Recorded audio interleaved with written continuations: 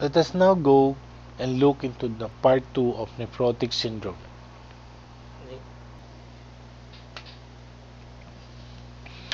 Diagnosis of nephrotic syndrome is usually with a thorough and complete clinical history and physical examination. Laboratory findings would show delusional anemia with an elevated serum cholesterol and triglyceride and hypoalbuminemia. Urinalysis should show massive proteinuria, qualitatively seen as +3 and +4 in the urinalysis, and quantitatively seen as greater than or equal to 2 grams per 24 hours of protein or greater than 40 milligrams per meter squared per hour in a 24-hour urine protein collection. Hematuria may be seen in these patients and it is usually microscopic. Gross hematuria is usually rare. There may be a normal or reduced renal function test with a low creatinine clearance, and in some patients, low serum calcium may be seen, and the normal serum C3 is usually seen in patients with nephrotic syndrome. Complications may also be seen in patients with nephrotic syndrome. The major complication is infection. This usually results from increased susceptibility to bacterial infection during relapse. The proposed explanations for the occurrence of infection in these patients are a decrease in Ig immunoglobulin levels, the edema fluid acts as a culture medium, protein deficiency as well as decreased bactericidal activity of leukocytes.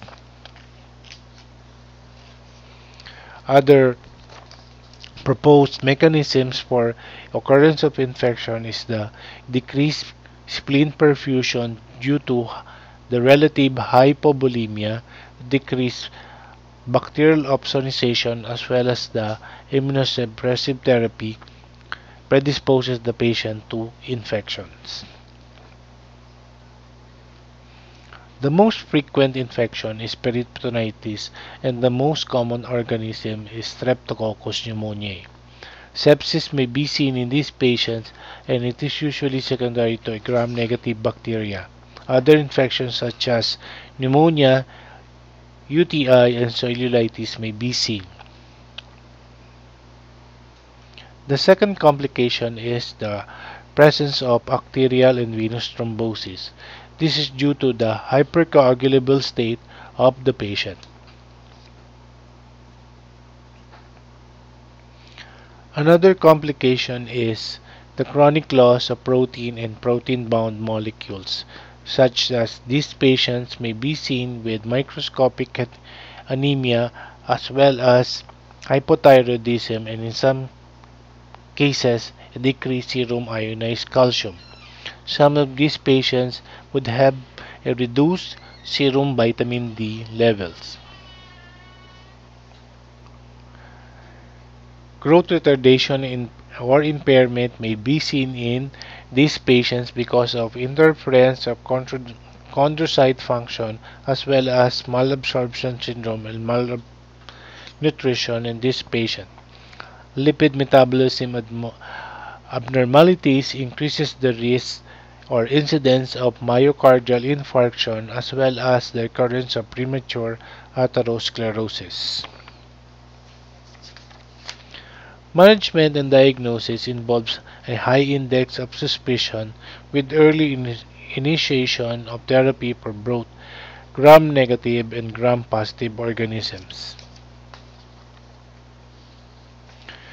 Treatment involves salt restriction only when the patient is edematous and terminated once the edema resolves. Fluid intake is according to thirst and restricted only if with severe edema. Ambulation is encouraged in this patient so as to mobilize edema, and several supportive measures may be implemented, such as regulation of activity, diet supervision, diuretic therapy, and cautious use of ACE inhibitors as well as ARBs. Also, it is important to prevent and/or treat the complications. Supportive therapy of patients with mild to moderate edema involves the giving of diuretics in the form of furosemide, spironolactone in patients with hypokalemia.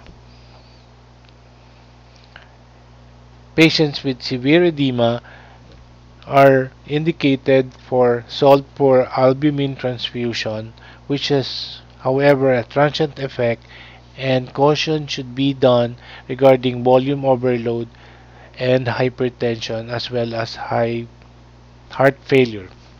This should be followed immediately by giving of furosemide. Also, in patients with severe edema, a combination of a loop diuretic as well as metolazone may be recommended. Steroid therapy is the mainstay in the management of patients with nephrotic syndrome. Prednisone is given initially for 4 to 6 weeks and then followed for a low-dose steroid or prednisone if remission follows. If no remission is obtained, patients should be referred for further evaluation, possible renal biopsy, since the adverse effects of long-term corticosteroid treatment should be taken into consideration. These are some of the adverse effects of prolonged steroid therapy. Patients may develop Cushingoid features. They are vulnerable to infection, as well as the occurrence of hypertension and seizures, as well as bone abnormalities and hyperkalemia. These patients may have growth retardation, eye abnormalities in the form of cataracts, as well as the occurrence of stress ulcers or peptic ulcer disease, as well as steroid-induced diabetes mellitus.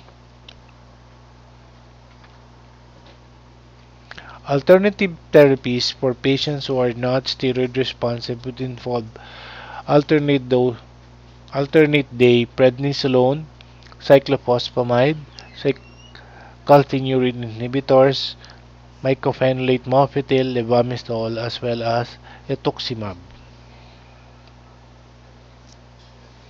Prognosis of patients with nephrotic syndromes is usually good, such that majority completely remit over time. 90% of patients with minimal change nephrotic syndrome are steroid responders. However, infection remains to be a major cause of morbidity and the main cause of mortality in these patients. Let us now go into the different definitions of nephrotic syndrome. Nephrotic syndrome, as mentioned, is the presence of generalized edema, heavy proteinuria, hypoalbuminemia, and hypercholesterolemia, which is invariably present and is not conveniently included as part of the diagnosis. Nephrotic syndrome in remission is the loss of edema and proteinuria for 3 consecutive days after completion of therapy, while a patient with nephrotic syndrome is considered in relapse if there is recurrence of proteinuria and/or edema, hypoalbuminemia in a patient who was previously been in remission.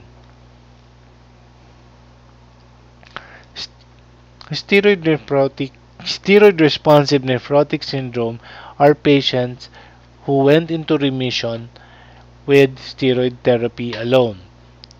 However, steroid-resistant nephrotic syndrome, if there is considered when there is failure to achieve remission despite 6 to 8 weeks of daily high-dose prednisolone therapy. A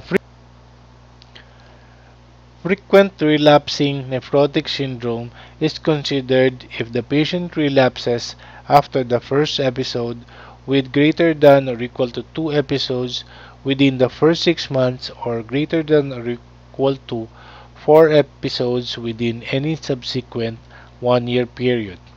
On the other hand, infrequently relapsing nephrotic syndrome is a patient who relapses after the first episode but in less than 2 episodes within the first 6 months or less than 4 episodes within any subsequent 1 year period.